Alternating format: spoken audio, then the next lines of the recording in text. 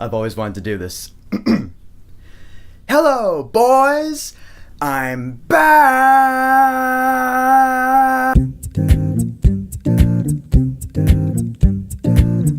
Independence Day Resurgence. So this is the sequel to the 1996 Destructo Fest Independence Day, a movie I had never seen until a few days ago, to prep for this one. Forgive me, man, I was like 1 when it came out. But that movie was awesome, I loved it. So now it's 20 years later, Earth has evolved, we have souped up alien technology, and now the aliens have come back to cause more destruction, and here we are again, in a film that is just not that great, to be honest. The biggest difference I saw between this one and the original is the characters, because the first film had heart with Will Smith's character's story. The dynamic with him and his family, and also Bill Pullman as the president at the time, and him and his family, there was heart there. This film doesn't really have any of that. Sure, it has the son and daughter of those characters, and they're all grown up now, but you don't care about them at all. Jeff Goldblum is back, and he's probably the best character in the film, because he's Jeff Goldblum in a film, and everyone wants to see that. But yeah, this film really struggles with the balance between the old and new characters, and it just doesn't work out. And on top of that, the tone of this film is really completely different from the first one, because it's a completely different world. I'm not just talking about like we have alien technology and so it's a world we don't even recognize, but I'm just talking about the tone. Like in the original film, the titles would the letters would come out at you because it's all 90s. I was hoping the opening titles in this film would do that same thing to bring us back to that, make us feel like, oh my god, yeah, we're actually watching an Independence Day sequel. But no, they didn't do that. That's just one example. There are a few throughout the film. But of course, I don't have to tell you this, but the visuals in this film are awesome. Not just the destruction. I mean, yeah, duh.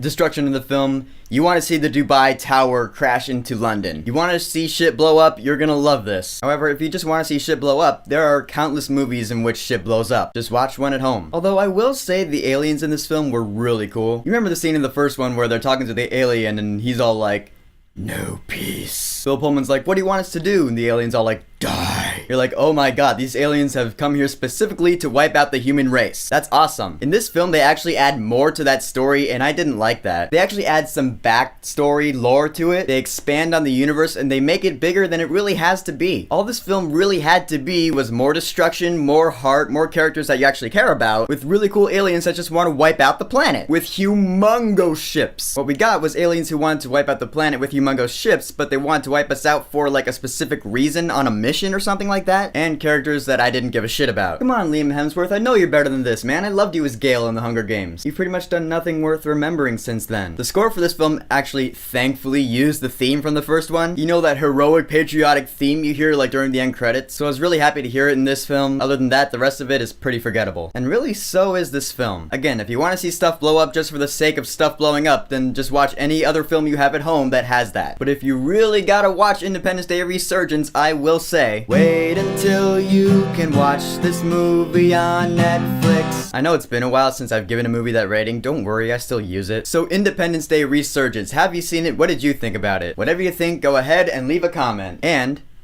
don't forget to subscribe.